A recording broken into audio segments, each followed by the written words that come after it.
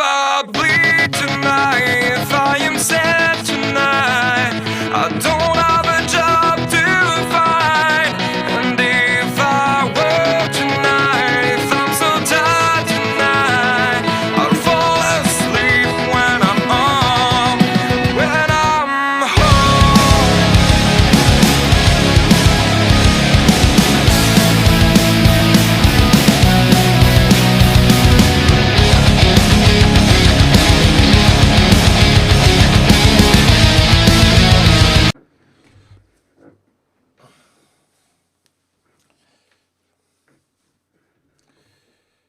What's up, everybody? I'm back with another installment of the Wrestling Matters podcast. Hope you're all doing well. We are literally now 1 week away. A week from Sunday, I believe. Money in the Bank is on. That's right, a week from Sunday, Money in the Bank. And I'm going to talk a bit more about Money in the Bank in this podcast. Also talk about Selena Vega. AEW's first show back on the road as well. Talk a little bit about that as well, in my opinion on that.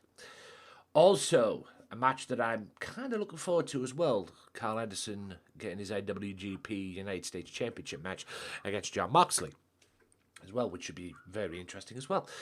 But other than that, we're just going to talk wrestling, as we do on this podcast, as we always do on this podcast. I express my opinions to you. This will probably go out Monday, or maybe Sunday, whatever, but it will go out. Then I've got a few things I need to do before I release this, so you will get this eventually. So yeah, I want to start with Money in the Bank. Now, the last time I did this podcast, which is on a part-time basis, by the way, at the moment, I did this podcast. I was very vocal about Money in the Bank and who was going to win and what the ramifications could be. But there is other options in this Money in the Bank, thanks to what happened last night on SmackDown. Now, don't get me wrong. I still stand by what I said. I'm not going to backpedal on you. I'm still standing by what I said with Big E and Drew. More than likely going to end up being Drew anyway. But let's have a look. Where's the money? There we go. But we have Kevin Owens in here now. And the stage is set. The lineup's been done. So we got Kevin Owens, which I don't have a problem with, but he ain't going to be winning Money in the Bank. No doubt Sami Zayn will probably come out and cost him or something. Let me get this fan on here. Yes, there's a fan in the background. Deal with it. But yes, Kevin Owens will not be winning Money in the Bank. There's a possible chance that Riddle could do. I'm not denying Riddle will win Money in the Bank. He might have a good outing in Money in the Bank, but like I say, I see Riddle versus Randy Orton at SummerSlam, one-on-one. That's clearly where they're going. Because Randy Orton now being Randy Orton, he's getting now to the point where Randy Orton is getting sick of Riddle. And RKO Bro will end up being RKO No at some point. Will it be a Money in the Bank? I don't know, but it's going to be at some point. I genuinely see it. It's going to be Matt Riddle and Randy Orton at SummerSlam. I don't know where Ricochet would stand in this, but he's done well. He almost killed Morrison on Raw with that crossbody from hell. I don't know where he would stand in this. I think they were just trying to get him in there so he can, get himself back on track. Morrison, like I say, same with Kevin Owens. Drew McIntyre, one of the favourites to win. Again, I'll explain that in a second. Big E, one of the favourites to win as well. I'll explain that in a second. I don't know. Corbin will probably come out and be King Nakamura and cost King Nakamura or something will happen. I don't see Nakamura winning it, although I wouldn't be complaining if he did. And Seth Rollins. Now, he's another one who could win this. Because everybody has been crying, pissing and moaning and begging on social media in the wrestling community that they want to see Seth Rollins versus Roman Reigns at SummerSlam. So that's why I think this will end up going down. There's also talk that Cena and Lesnar ain't coming back for SummerSlam. And they had a crisis meeting about it. So that's 3 there. Rollins could win. I doubt it, because I think he still has unfinished business with Cesaro, even though he beat Cesaro to get in Money in the Bank. But I still think he has unfinished business with Cesaro. But, like I said, there's always this possibility of him facing Roman, because everybody wants to see Seth Rollins versus Roman. Big E, because they're pushing Big E, and now he's no longer the Intercontinental Championship, or carrying the Intercontinental title. Maybe he could win Money in the Bank and end up going to Raw, and then getting himself back with the New Day again. I don't see a problem with that whatsoever. And there's Drew, who can have 2 things. One, he could win the Money in the Bank and cash in on Bobby Lashley, which is more than likely going to happen. Okay? I believe that's going to happen, because what happened at Hell in the Cell, was it? You know, Bobby Lashley beats him. Drew can't have a championship match as long as Lashley's the title. What do? Boom, you go to Money in the Bank and win it. Because that guarantees you a title shot anytime, anywhere, any place. But on Drew's terms, not Lashley's. So I see that happening, although there's a possible chance he could end up going to SmackDown and going for the Universal title.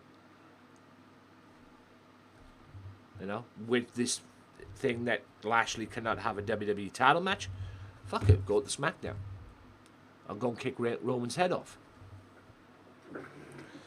You know, all these possibilities of it. But that's the way I see Money in the Bank, and like I say, I see 3 people winning that. Drew, Big E, or Seth. If I had to pick in order from 1 to 3, 3 would be Seth, 2 would be Big E, 1 would be Drew McIntyre. But there's a case for both of them, because you could probably think Seth 3, Drew 2, Big E 1, or Seth 3, Big E 2, Drew 1. You get the point. I go for Seth 3, Big E 2, Drew 1. But if Big E wins, I won't be disappointed as well, because that means they are pulling the trigger on the push. So, you know. And to be honest with you, although Big E's done well as a solo, I think it's time to get him back with the New Day. I think let's switch him to Raw and get him back with the New Day. He could still have his solo run, but let's get him back with the New Day. I think he's lost without them, to be honest. But, you know, that's just my opinion on that. So, yeah, that's where I see it as well. And I will do a prediction show later this week. But you've already got my predictions there as well. The other matches for Money in the Bank, if I can get out of here. Right, the other matches for Money in the Bank are Kofi versus Lashley for the WWE title. That's just to get Bobby to go to SummerSlam. That's just to get Bobby through to SummerSlam. That's what that is. I don't see Kofi winning that whatsoever. I'll give you my prediction right now. I don't see Kofi winning that at all. Roman versus Edge, that could go either way. The women's Money in the Bank, the men's Money in the Bank, and the Raw Women's title, Rhea Ripley versus Charlotte Flair. I think Rhea needs to go over in that. Yes, you did what you did at Hell in the Cell, but let's get Rhea a pinfall victory, please. And the women's Money in the Bank now contests of Liv Morgan, Nikki Cross, Alexa Bliss, Naomi, Asuka, and Selena Vega. I'll get to Selena in a minute. But it just looks like that these guys have been thrown in at the deep end. You know, what's Liv Morgan done to get into this match? What's Nikki Cross done except getting dressed up as a superhero, for crying out loud? There's probably 2 people in there that have done more to earn a spot in that match, and that's Asuka and Alexa Bliss. I mean, freaking Naomi lost in a squash, got squashed by Viper for ICW fans. What's her name? The one who was hanging around, what they call it? Eva Marie. She dropped in there, so how the fuck she's got in there, I don't know. And Selena Vega, her husband has now joined AEW, and it seems that if you watch JD from New York, he calls her a sellout because she stood up for herself and left for the, and left the WWE the way she did, but apparently now she's back. And it blows my mind. Look, JD from New York is JD from New York. People love him, people hate him, people don't like him, he yells too much, yada, yada, yada, yada, yada, yada, yada. Okay? I disagree with some of his stuff, yet I agree with most of his stuff. I have to agree with what he said about Selena Vega, though. I wouldn't necessarily call her a sellout, but I do have a problem with her not sticking up for herself. I do have a problem with that. Because I firmly believe in life that you should always stick up for yourself and never let people walk all over you. I've had that done to me many, many times in the past for over a decade. And I got fed up with it. Pretty much. I got fed up with people walking all over me. So what did I do? I did something about it. Has it been easy? Has it been a bowl of fruits and nuts? No. Okay? I'm not going to deny it. It's not easy. But I would rather have that. I would rather do things my way and do things myself than have somebody walk all over me. I will work with you, but you're not going to walk all over me. It's as simple as that. It seems that Selena Vega has done that and let Vince and co walk all over them. Apparently WWE apologized to her. Maybe that was the key. Maybe she accepted the apology. Maybe that's what she was waiting for, an apology. Waiting for them to actually apologize to her. And maybe that's what made her give in to it. That's my take on that. Because maybe, just maybe, they was going to sweeten the deal to use her to get Aleister Black back. Okay, we've got your wife back here, But Aleister didn't take it, because he's in AEW now. And in all honesty, that's where she should have probably went. That's where she should have went. Selena Vega. AEW. That's where she should have went. I would never ever let people walk all over me. But it seems that she's done that. I'd like to be on the fly on the wall and see what Aleister thinks of all this regarding his wife. But I think he probably supports her in everything she does, and all that. But yeah, she deleted the tweets that she did, which got her fired in the first place as well, and now she's acting like it never happened. But I believe you should never let anybody walk all over you. And that's always been my problem. Calling her a sellout, yeah. But she's not the first person she's not the first wrestler, I'm guessing, that's probably done that, and probably won't be the last. But, yeah. Never let anybody walk all over you. And like I said, she should have went with Aleister and went with AEW, because Aleister's debut on AEW this past Wednesday was phenomenal. You kicked Karl Anderson right in the head, and why is every fucking wrestler that debuts in AEW, no matter who it is, nearly every wrestler in AEW or that debuts in that company has to wrestle Cody Rhodes? Could somebody explain that to me? Please? Can somebody really explain that to me? I don't have a problem with it. I don't have a major problem with it, but why? Oh yeah, you're going to debut in AEW, but let's fucking have you wrestle Cody Rhodes. What the fuck? You know, my mate Moxley didn't wrestle him when he made his debut in AEW. But he attacked Jericho. But nearly every single wrestler, whether it's Black, whether it's the Murder Hawk, Lance Hoyt, you know, Lance Hoyt and everything like that, nearly every wrestler has to wrestle Cody Rhodes. I get it, you have to wrestle him. But don't do it straight away. It's ridiculous, man. You know? You know, I joined AEW. Oh yeah, you have to wrestle Cody. I'd be like, for fuck's sake. You know, can I wrestle other people first and build myself up to wrestle Cody Rhodes and then wrestle him down the line? No, you have to wrestle Cody Rhodes. For fuck's sake. You know? That's what it'll probably be eventually. You know? God almighty. Every single time, you know. Look, I don't have a problem with what Cody's doing, because we all know at some point he's going to end up packing it all in eventually anyway. And going behind the scenes full time anyway. But come on, bro. Seriously? All in all, AEW was phenomenal this week. It's good to have them back on the road, and I'm very much looking forward to next week. Karl Anderson gets a WGP United States title shot against Moxley, which should be fun as well. Also, this past week on AEW, as well, a fan jumped into the ring. And punched Chris Jericho during the Chris Jericho MJF segment.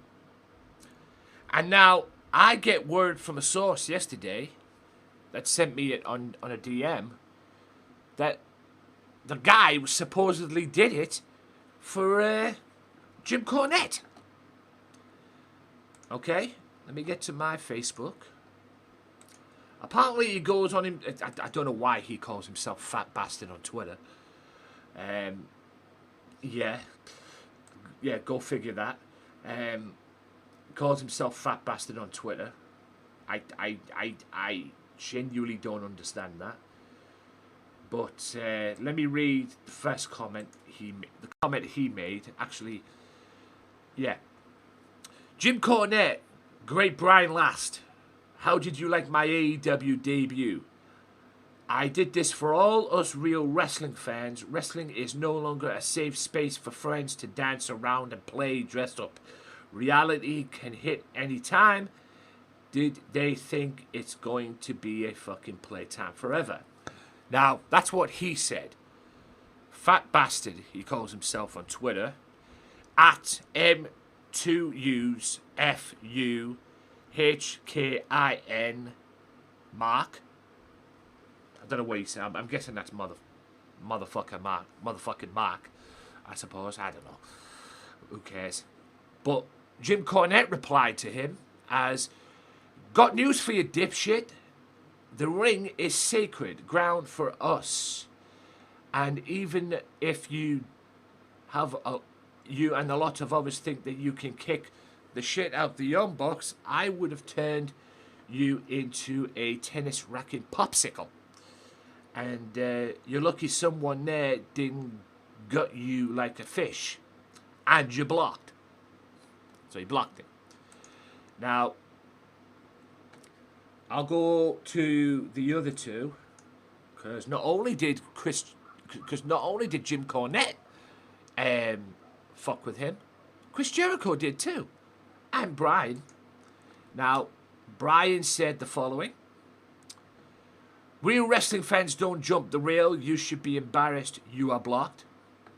To be fair, he's right about that. You know, real wrestling fans don't jump the rails.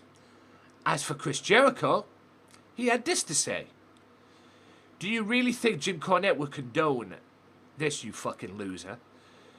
Jimmy would have shoved that tennis racket up your ass and smashed your car windows. Probably would have done. I don't know about the smashing car windows thing, but he probably would have done. I don't know. But, yeah. So, you know who to go to on Twitter, because apparently that's him. Good grief. The things you do just to get yourself for 15 minutes of fame.